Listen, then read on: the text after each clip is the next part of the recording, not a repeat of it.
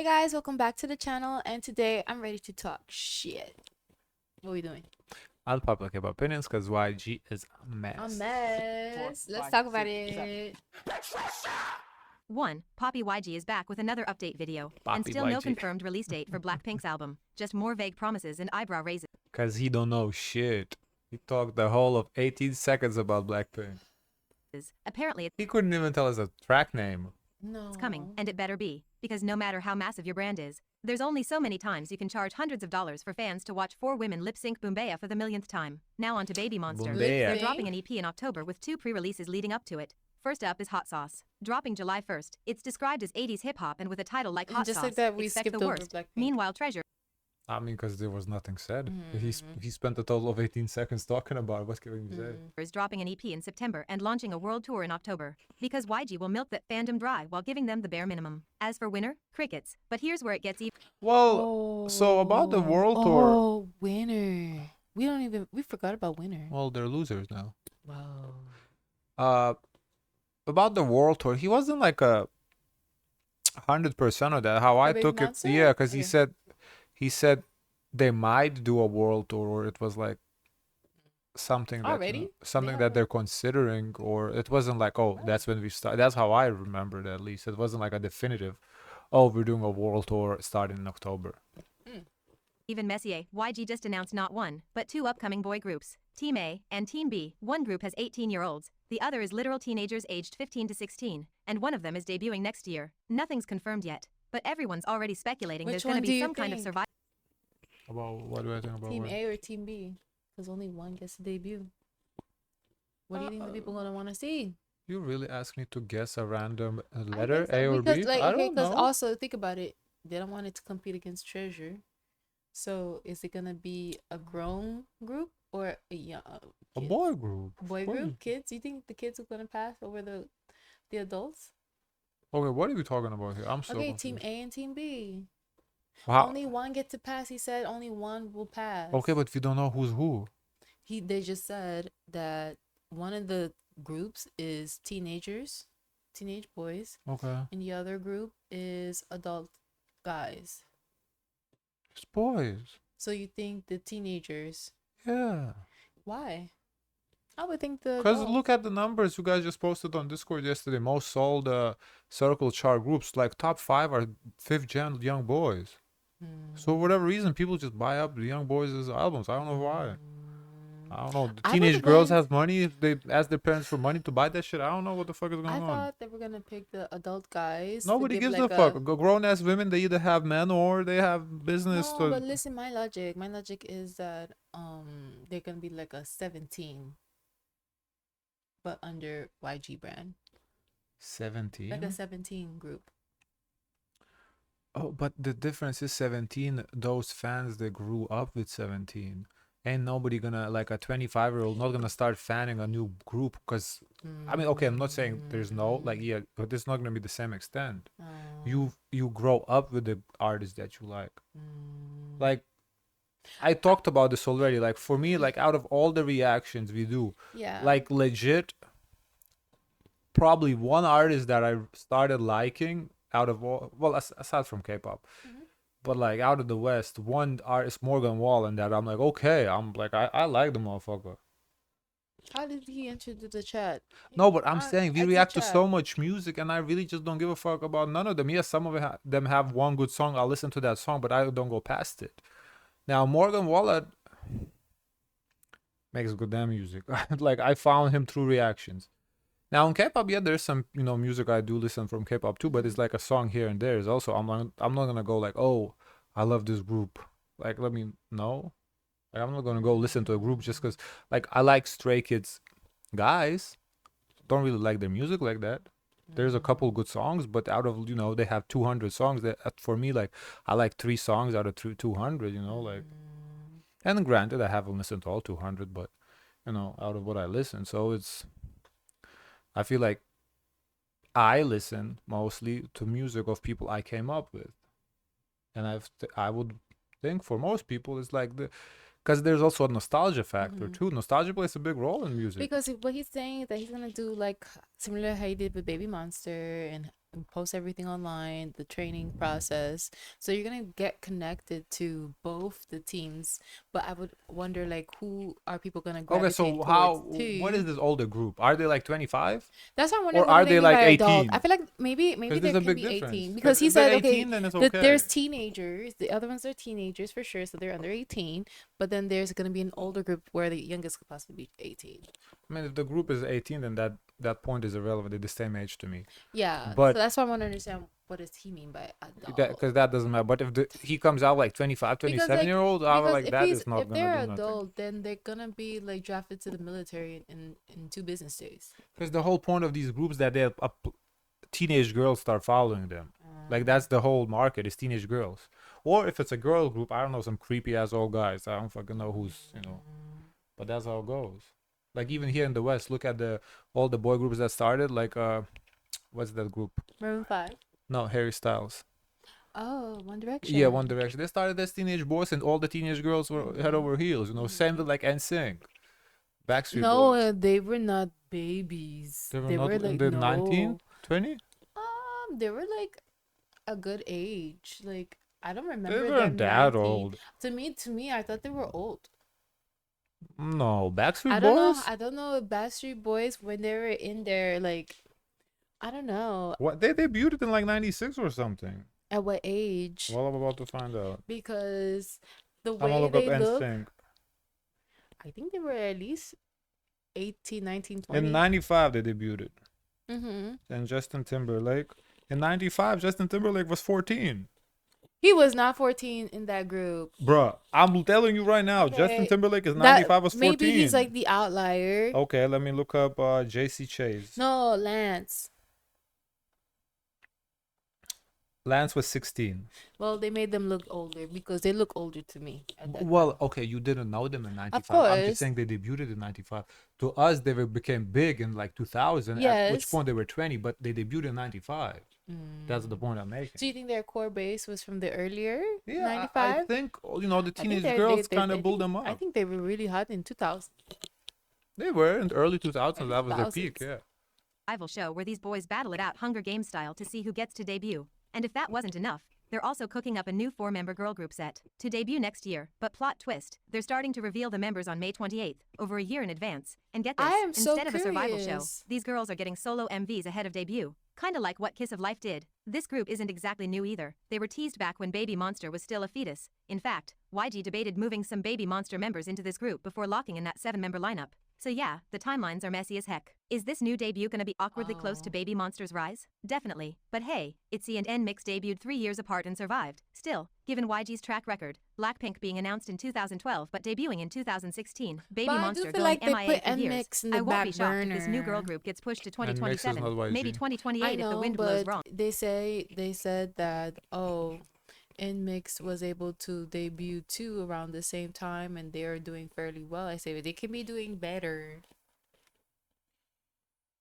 because I feel like they're like off to the side. They're not like into drama or anything, no commotion, so they don't get the PR I that mean, these other groups they're get. not okay. They're not into drama, but they do drop a lot. Of They do drop a lot, year but do they they get a dropped, lot I of think, 2 or 3 commotion? albums. So Mm. you can't say that JYP does not give them music. They do. They just not into drama. Like they're not in our faces with all the But drama. I feel like this drama will help you get out there, I in a do way. think drama helps. I agree with that. As much as it's They're in their face, like these. as these much girls as are it's in our stupid, face. like the girls that are in our faces, Yes. they're everywhere. Yes, because I feel like yeah. even the drama with Red Velvet, I said, "Ooh, this is good," because Yeah. people gonna clock in and check in on them. Mm-hmm. But here's the part that's really fishy, even in this latest video. Poppy YG is clearly more hyped about these 4 new girls than he is about the boy group debuting first, with the whole high and delayed debut mess and the chaos that I followed. feel like the reason is because it's between 2 versions of a boy group, but it seems like he already has a defined visual of what he wants that 4-girl group to look like. I think he's overall more excited about girls than guys. The Oh, way you said he was weird. the way he was talking about Baby Monster, like his eyes were just lighting up. He was so excited. Then No Treasure offense. came. Very neutral. He said the facts Yeah. about Treasure, very neutral. Then the other boy group debuting or competing, he is also neutral, nothing spectacular. Then the girl group came up, he's excited again. It's just you can see in the video he's way more excited about girl groups. I don't know, because maybe in his mind the girl group's gonna bring more money, kind of like Well, Blackpink did, yeah. or maybe That's he's his track just record, no? in love with the girls and he's a creeper. I don't know. You can't help but wonder, are they pushing this group early just to keep the girls locked in? Because when debuts get pushed back, trainees dip, it's a fact. Maybe this is their insurance policy, trying to keep the girls invested before they peace out. Still, the risk is real. Overexposure before debut can dilute momentum, especially when you're not running a survival I don't think so. Baby Monster got a lot of overexposure before debut and just created the hype. We were there to react Yeah. to all to those, what there We was were like sitting eight, there like, yeah, 8 episodes or whatever my gosh. before it just created Yeah, hype. yeah. Then show, to but just actually drop putting out with no music. commotion. Yeah, it created, like, for example, Meow came out of nowhere. Like, who the fuck is this girl group? Mm-hmm. And take Baby Monster, all that hype that spent like half a year to build up. Yeah. It's bold, I'll give them that, but it's also messy. YG's trying to diversify their portfolio, but it's looking more like panic investing than strategic planning. 2. Enhypen deserved to lose those followers. Earlier this month, Enhypen proudly announced a collab with this Cadbury, bullshit again. complete with a shiny promo and a golden ticket gimmick offering fans a chance to win a trip to Korea by buying I'm gonna chocolate. tell you something. Cute. Cadbury hasn't tasted the same to how I remember when I was little. So first of all, we have seen videos. Cadbury America and Cadbury Europe are two different chocolates. So we're judging Cadbury America, so it's not fair to the Cadbury brand. That's not what I grew up on, though. Right, they probably imported now, it's owned by Hershey's and all that stuff. But come on, to me, boycotting a group because come on, people got to make money. Right? Well, not for long, because it didn't take fans 5 minutes to dig up the dirt. Cadbury's parent company, Mondelez International. Right, look at this. Milka, Oreos, all our favorites we wouldn't have to eat. No. Wait. What else? Ritz? Milka, Toblerone, Honey, is that Honey Bunches of Oats in the back? Maybe, I don't know. Honey Oreos? Maid. Yeah, all the best snacks are Oh. owned by Mondelez. Like, come on. You guys are punishing Oh. yourself by boycotting them, not the company. Ah, this is always so tricky. That's so Halls. tricky. But then again, they can be also having Chips Ahoy. They can also have like involvement in other brands, investments that we don't even know. Yeah, It's so tricky. It's so hard. Cook it yourself. Make it yourself. yeah. Direct ties and investments in tech startups based in that Belvito. region, you know. The one currently under fire for human rights violations and mass civilian casualties. Yep, that inhumanity. The backlash was swift, especially from fans in areas actively supporting boycott movements against companies tied to that government. People were pissed, and rightfully so. Hashtags trended. Boycott calls flooded socials and metrics don't lie. Enhypen's Instagram dropped by over 21,000 followers and TikTok took an even harder hit. Around 100,000 gone within days. That's not a little blip. That's a statement. That's people putting their money, time, and attention where their morals are. Of course, the discourse got ugly. Some rushed in to defend the group saying it's the company's fault. They're just idols. They have no say. And sure, in many cases, Definitely. that's true. But here's the thing. Even if the group didn't handpick this deal, it doesn't matter. The brand they aligned with is bankrolling the suffering of real innocent people. At some point, silence becomes complicity. At some point, someone has to be held accountable because the damage is still being done, collab or not. And let's talk about the elephant in the room. I wish I could speak freely on this. I want to say the words loud and clear, but the last time I took a stand on this issue, my channel got slapped with 2 strikes and nearly tanked. It took me 3 months to recover. So yeah, I'm being careful with my language, Wow. but don't confuse that with indifference. I'm still urging everyone who can to donate, to speak up, to share and amplify, and to not let this get swept under the rug. It's just, to me, like, people do all this, lose followers, and then the same people gonna go eat a bag of Oreos afterwards. It's like, you really want to affect these companies? Stop buying their shit. You saw how many companies they own. That's basically half of the grocery store. Stop buying their products. Not this, and Hypen has nothing to do with it. Just because the algorithm doesn't like controversy. Because no, this isn't just a collab. This isn't just chocolate. It's a brand with blood on its hands. And every partnership like this, no matter how innocent it looks, funnels more money into systems of violence. The fact that we're even debating this is depressing. And no, 20k or 100k unfollows won't bankrupt a group that sells out arenas. But it does prove that there are still people who refuse to look away. People who won't let shiny K-pop marketing gloss over real-world suffering. So if you're one of them, good. Keep standing your ground, because at the very least, the victims in that region deserve that level of human decency. 3. What's happening to Stray Kids Bang Chan is the textbook What? definition of a What is fandom eating its happening? own. This man gave everything: time, effort, vulnerability, and free therapy sessions on live streams. And what does he get in return? Constant nitpicking, fake outrage, entitlement dressed up as concern, and fans who treat him like a customizable sim instead of a human being. It's like people forgot he's not a customer service chatbot for Stay's emotional instability. Bang Chan is literally the case study for what happens when you blur the line too much with parasocial relationships. He gave too much because he cared too much. He stayed up late talking to fans even when he looked like he needed an IV drip and a 2-month nap. He apologized for things that didn't even need apologies just to keep the peace. And So what now, happened he's so recently? over-policed know. and emotionally cornered by his own fanbase that he second-guesses everything he says like he's walking through a minefield. One wrong word, one misunderstood joke and bam, it's headline discourse on K-pop Twitter for a week. Y'all turned a live Q&A into a hostage situation. This isn't just on the haters or trolls. This is on fans, real loyal core fandom stays who have built this warped idea that they're owed emotional access to Chan 24/7. They want him to be vulnerable, but only in their preferred language. They want him to be a leader, but only if he never sets boundaries. They want him to speak his mind, until he says something that doesn't align with their fanfiction, like him recently defending his company. It's control masked as devotion. What's worse is that because Chan's been doing this since he was a rookie, he's internalized that this is normal, that this constant hypervigilance is just part of the job, that he's not allowed to be anything other than polite, diplomatic, and forever accommodating. You think that's leadership? No, that's conditioning. That's years of being told to smile through burnout, be grateful through disrespect, and apologize for existing outside the mold fans shoved him into. And don't even get me started on the But stays who he's get he's weirdly an empath for sure. He's very sensitive towards others. So I don't think she's gonna go into what happened. I don't really know Yeah. what happened. If there's anything new, last time we saw he apologized for something stupid that he shouldn't have apologized. Whatever happened in Latin America, I don't exactly remember it, but I remember it was stupid. He said, "This is my home, my second home, Oh right, yeah, or home." yeah, it's stupid.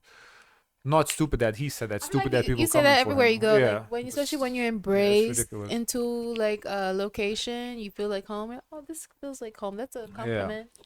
But he's definitely taking the shit too Mhm. seriously, and that's why I say like I don't like that K-pop is fake. It's like he should be real. It's like enough.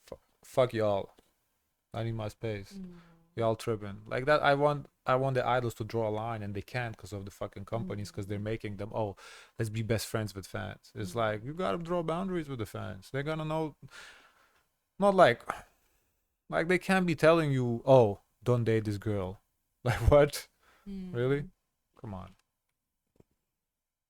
territorial over Stray Kids' success, acting like they discovered the group in a cave and now gatekeep every milestone. The way some of them turn into career advisors, PR agents, and morality police all in one breath is insane. You don't own the group, you're not on the payroll. Sit down. At this point, I wouldn't blame Chan if he woke up one day, deleted Bubble, and said peace out to all this fake intimacy. Because if this is how y'all Yeah, treat he someone should who do it. genuinely tried to give you everything, what's the reward? What does he get? Just constant scrutiny, a decaying mental health bar, and a fandom that praises his pain while ripping him apart when he's human for even a second. Y'all wanted an idol, not a person, and it shows. 4. Attrakt has lost another lawsuit. So last year, SBS aired a documentary-style episode calling out everything that went wrong behind the scenes with 50/50 and Attrakt, featuring interviews with the girls and their families, financial documents, and even audio of the members crying over their conditions. SBS said the group was overworked, their health wasn't taken seriously, money was being mishandled, and the sudden end to their promotions didn't add up. They also suggested there might have been shady business going on with another company trying to poach the group. SBS made sure to say it all carefully, using words like allegedly and possibly,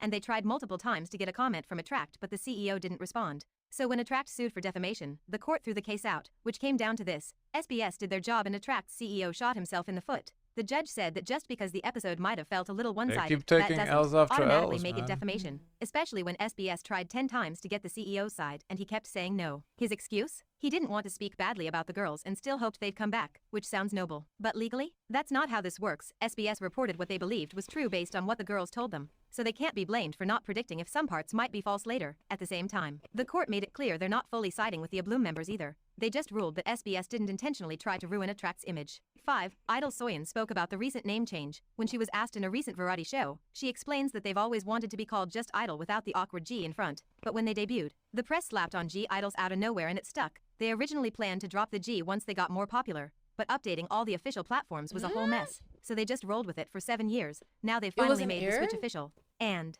I'm glad she spoke up. If it was a dig at Soojin, Soyeon would have said something vague like the new name reflects a new chapter or a fresh start for us as a group. But she didn't, not even close. So let's stop trying to twist every syllable into some secret diss track. 6. Let's talk about Idol's B. Well, I'm glad she acknowledged that the G was awkward, because it was. Yeah. So she's aware of that. But then how would they have felt if some other group came out with their names as Idol? Yeah, would. I mean, like, I feel like if that happened, it would be a lawsuit. It's too close. Same like New Jeans and NJZ. To me, that's too close. Especially because G is in the parentheses, which implies it's like, Ugh. you know. You triggered me back to their original Yeah, name. let's skip this because we haven't heard the song. Okay.